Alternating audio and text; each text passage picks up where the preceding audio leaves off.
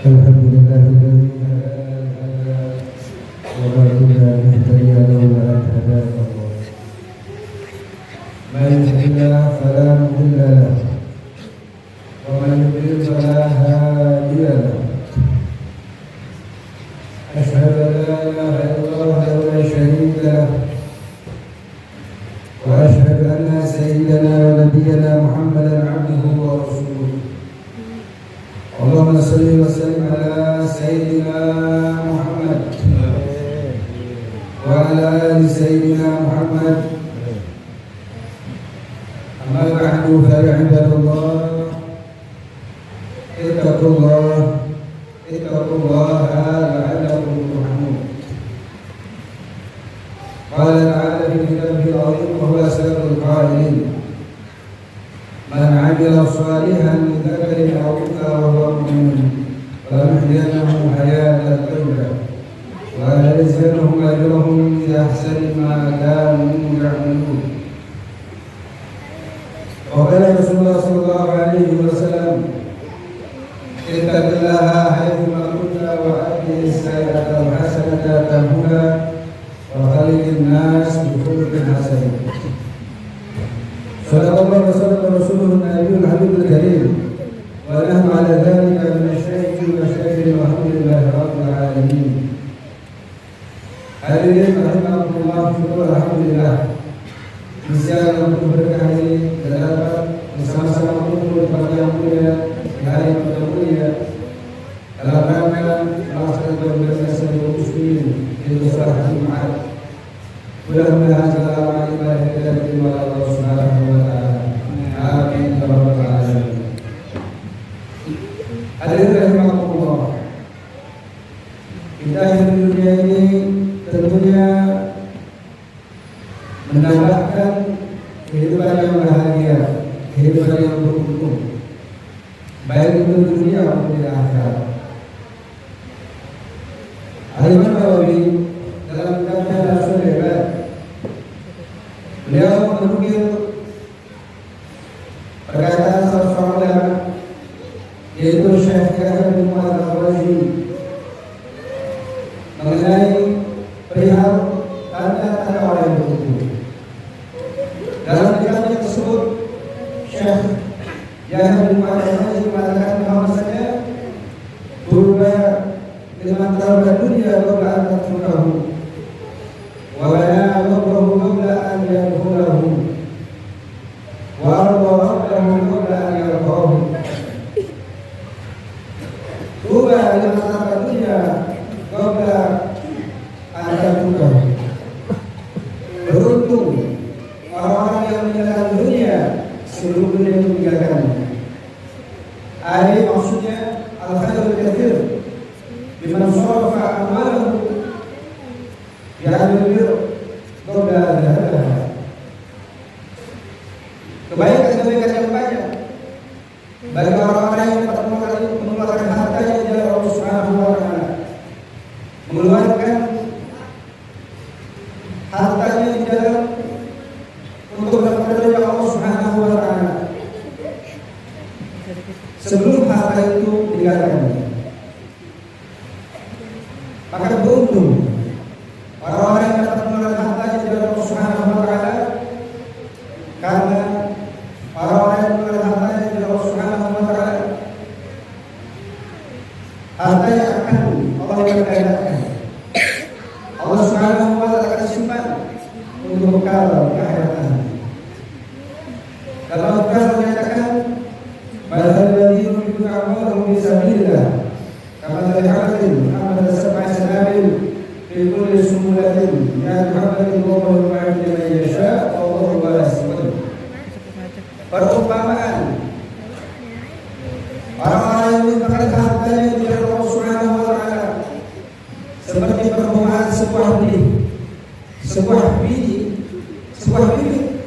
yang tumbuh dari biji tersebut 7 tangkai, dan dari 7 tangkai itu keluar 100 buah.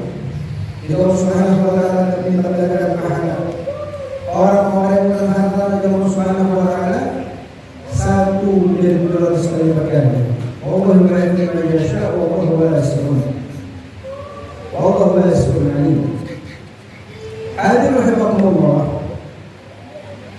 Dan juga orang-orang yang mengeluarkan hartanya tahu bahwasanya harta itu ada tiga macam. Harta yang dimakan akan habis, harta yang disimpan akan usang atau rusak, bahkan harta itu akan menjadi rebutan ahli waris. Harta yang dikeluarkan dari Allah Subhanahu wa Ta'ala itulah yang akan kalah, yang akan membantunya selalu berada di hadapan Allah Subhanahu wa Ta'ala.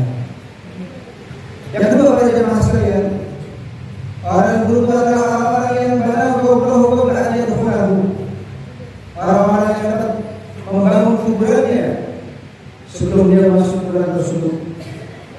Ayat amil salihan bima tanisu fi, yaitu apa? Dengan beramal saleh, berbuat kebaikan, membawa bekal agar dia mendapatkan kenyamanan, kebaikan, keberuntungan di dalam kubur. Kita tahu bahwasanya sudah maklum alam kubur manusia ada dua macam. Ada yang mendapatkan alam kubur, naudzubillah subhanallah, dan juga ada yang mendapatkan nikmat kubur. Tentunya kita berharap kepada Allah Subhanahu wa Ta'ala, Allah berikan kepada kita nikmat kubur. Para jemaah sekalian, Sayyidina Abu Bakar mengatakan bahwasanya man dakhala qabra bila zadin maka annama rakibal bahra bila safinatin. Barang siapa yang masih kuburan tanpa bekal, perumpamaan orang yang melalui lautan tanpa kapal laut, tentunya yang akan dapat kesusahan, kebinasaan, kesengsaraan. Maka selagi kita masih di dunia, mari kita isi kehidupan kita untuk berbekal, untuk mendapatkan, untuk mencari pahala Allah Subhanahu wa Ta'ala, agar kita dapat menunggu kebahagiaan di dalam kubur maupun akhirat nanti. Sayyidina Utsman radhiyallahu anhu, beliau ketika melihat kuburan pemakaman, beliau menangis dari bahkan air matanya sampai masih jenggot. Maka dikatakan kepada beliau, wahai Amirul Mukminin, apakah kau ingat surga atau neraka sehingga kau seperti ini keadaannya? Apa beliau katakan? Aku dengar kata Rasulullah sallallahu alaihi wasallam, innal mawta awwal manazil akhirah, fa idza minhu ma ba'dahu aysar, wa man lam yajid minhu ma ba'dahu ashad minhu. Kata Rasulullah sallallahu alaihi wasallam. Aku teringat sabda Rasulullah sallallahu alaihi wasallam bahwasanya sesungguhnya kubur adalah awal perjalanan akhirat. Barang siapa yang selamat dalam kubur, tentunya menuju akhirat dalam keadaan lebih mudah, dapat keberuntungan dari Allah Subhanahu wa Ta'ala. Namun barang siapa yang tidak selamat dalam kubur, mendapat azab di alam kubur, tentunya setelah alam kubur menuju akhirat, dia mendapat kesusahan lebih besar ada pada Allah Subhanahu wa Ta'ala. Jemaah sekalian, Rasulullah SAW mengajarkan satu amalan agar kita berkaitan dengan awal kubur, yaitu kita lazim bertemu suara Al-Qur'an dari Mulk Al-Mulk setiap malam. Beliau bersabda dalam hadisnya, man qara'a tabarakal biyadihi kulla lailatin ma'allahu 'adzabal qabr. Kata Rasulullah SAW, barang siapa yang membaca, yang melazimkan surah Al-Mulk Tabarakalladzii biyadihil mulk setiap malam, dia akan terhindar dari azab kubur. Maka dikisahkan beberapa sahabat suatu masa pulang daripada satu pepergian, katakanlah peperangan. Pulang daripada peperangan, di perjalanan sudah larut malam. Lalu mereka mendirikan tenda atau kemah. Setelah kemah jadi, mereka hendak tidur. Namun sebelum mereka tertidur, terdengar suara orang yang membaca surah Al-Mulk. Ketika dicari, ternyata asal suara tersebut ada di bawah mereka, dalam tanah yang mereka tempati, yang mereka dirikan tenda tersebut.